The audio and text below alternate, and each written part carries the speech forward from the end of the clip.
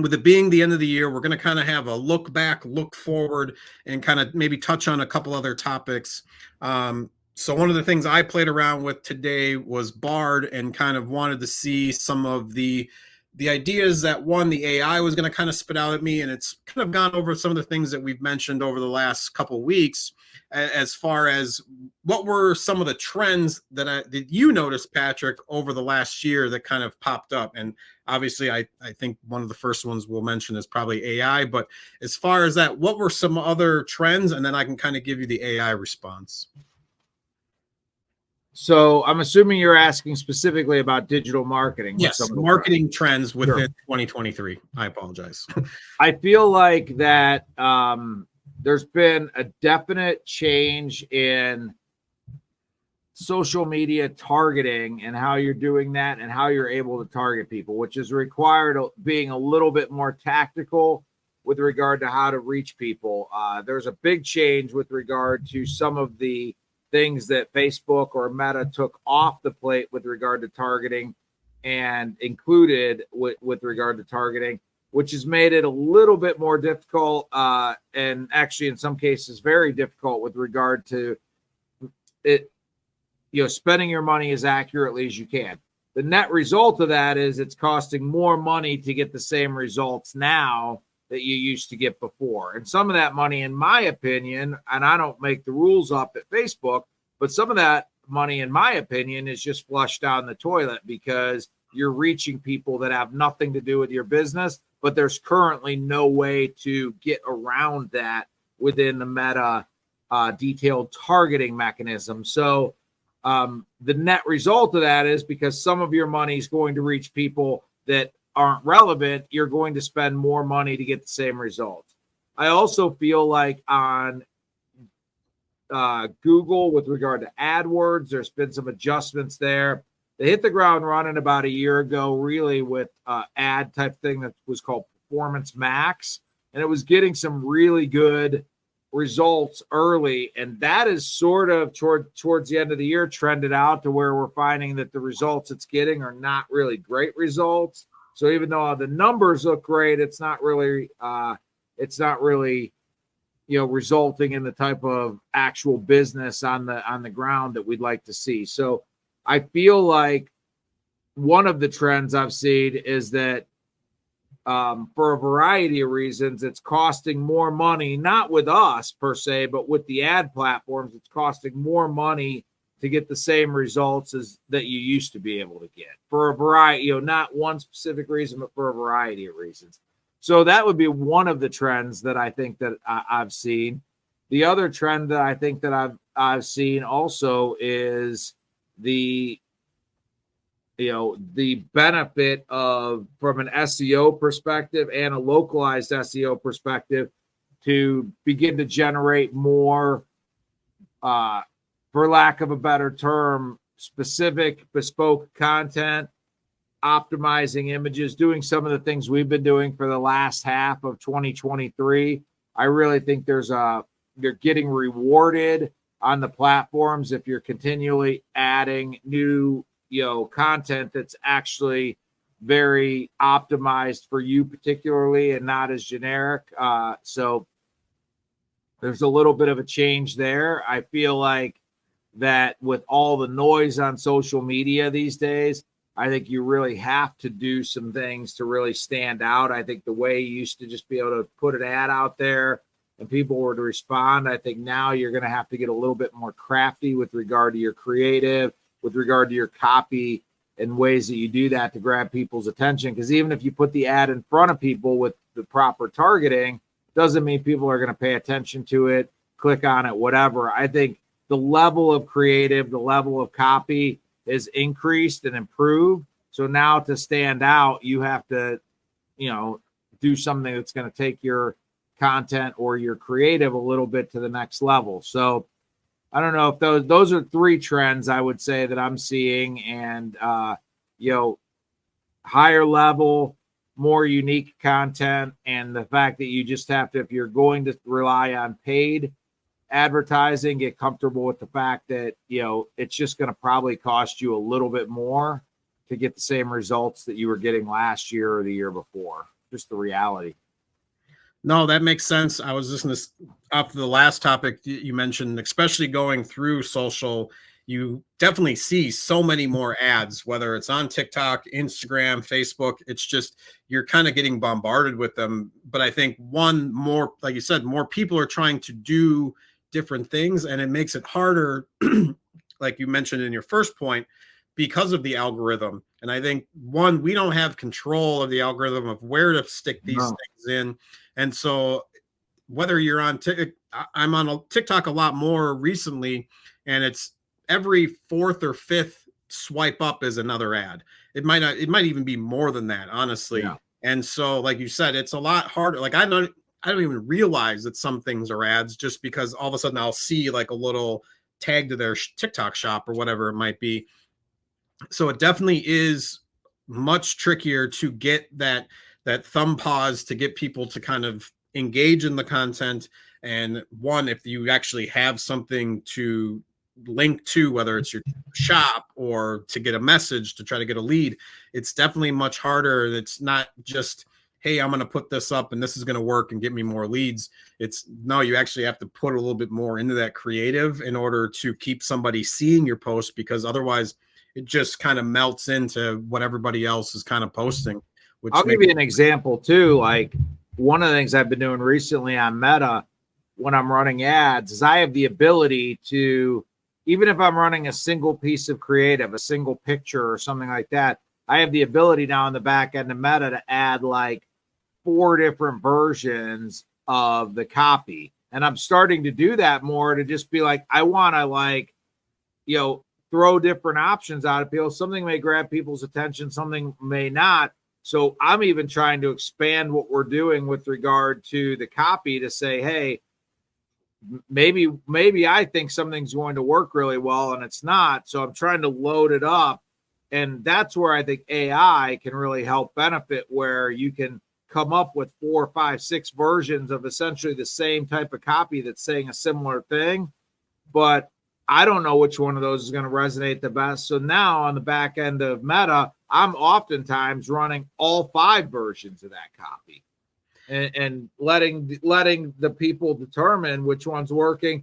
And the way the Meta algorithm will work is the one that people responding to, they'll start showing that one more often. So, yeah. And just within the past year, I think a lot of people are discovering other apps that they're using to integrate, whether you're making reels or making TikToks through, say, like a CapCut app, where you're adding in subtitles and different things to kind of try to stand out.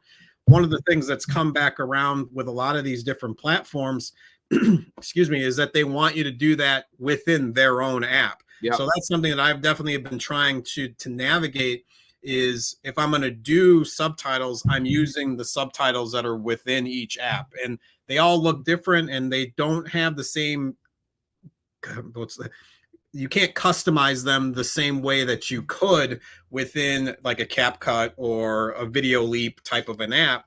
And it's the same thing with music. You can embed music into a video and then, like, all right, I'm going to take this and I'm going to post this on Instagram or on TikTok, when that almost is like a negative impact on your post, because they want you to use the audio tracks that are within their own platform. Yep. So it's definitely been this thing where at the beginning of the year, it's like, yeah, let me add in all these things and I'm going to jump out. And then the platform has kind of evolved and we're like, no, we're going to make you use it within what we're doing. And so that kind of makes it much trickier to kind of figure out. And like we've said before, you have to evolve. You got to try different things and kind of see what's working, because the social media platforms are trying to stay ahead and trying to keep you within their rules, so that you're trying, you can't game the system within them by running the same thing across each one. It's like, no, you need to individually post this on LinkedIn, this here on TikTok, this here on Instagram. And it's tricky and it takes a lot of work to kind of do. But if you can kind of watch how the trends are doing and listen to the different people that are online, hopefully us included, that there are different ways that you can kind of go through and manage this.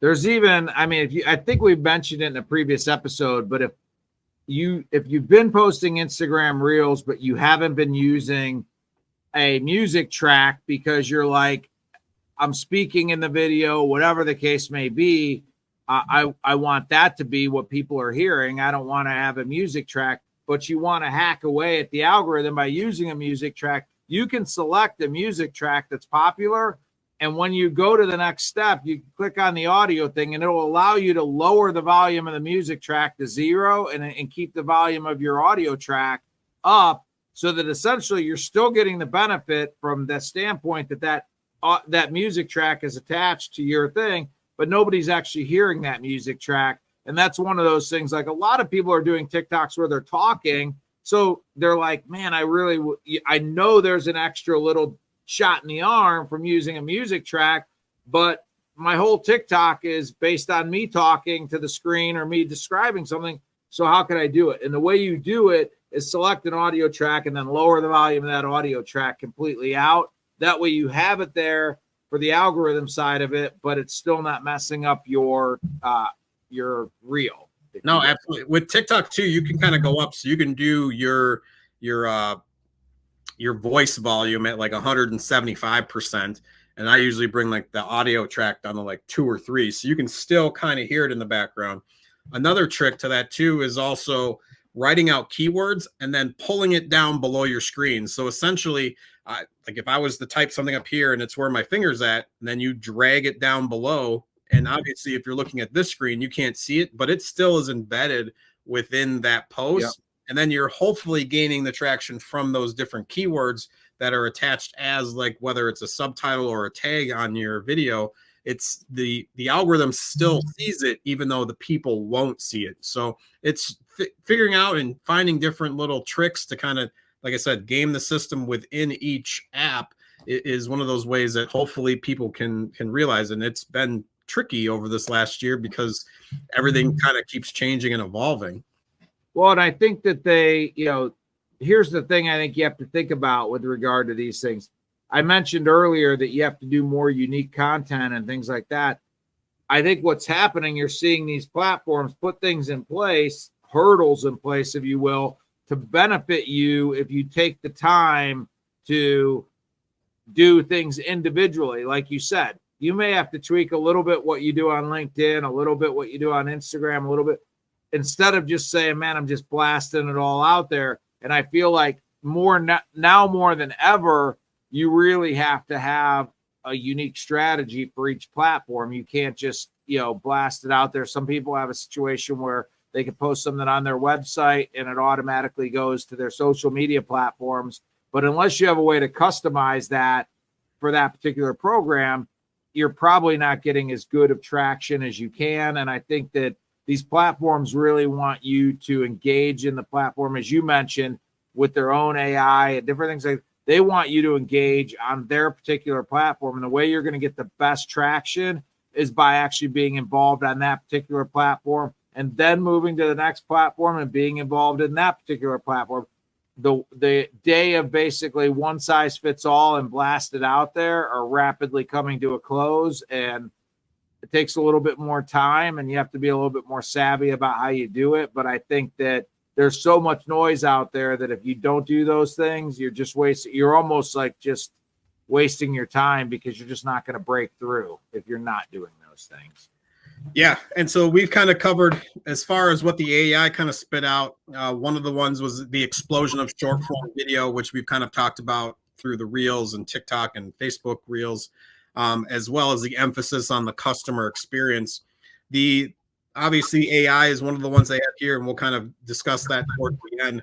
The other one that I think, because of issues in the past of kind of the data that's been kind of given out, and we did mention this last week, was kind of the rise of privacy first marketing and how people are wanting to make sure that their data is protected.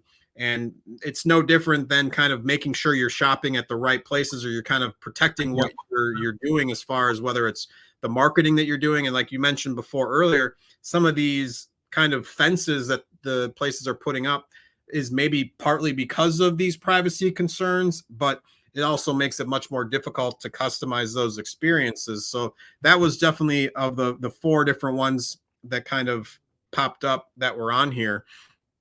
And I mean, everything, I'll tell you this, like almost every time when I go in, every month or so when I'm going in and I'm building ads in the Meta platform, they will give me an indication that that audience I built a couple months ago for a client needs to be modified because certain targeting criteria that were available a couple months ago when I built it are no longer available. So I actually have to go in and remove those targeting criteria because they no longer allow you to. So it's literally changing on an ongoing basis. It's like almost every time I go in anymore, I'm being told that something that was allowed last month isn't allowed anymore. And a lot of it has to do with these privacy concerns and things like that. But, it's just making it harder, to reach the people that you want to reach. So you really have to think about different ways you could reach those people. And some of the things there is pathways around it. And some of the things there's quite honestly not. I almost feel like some of the things that Meta has done has made it harder to get good results for a reasonable budget that you still can, but it's just harder to do now.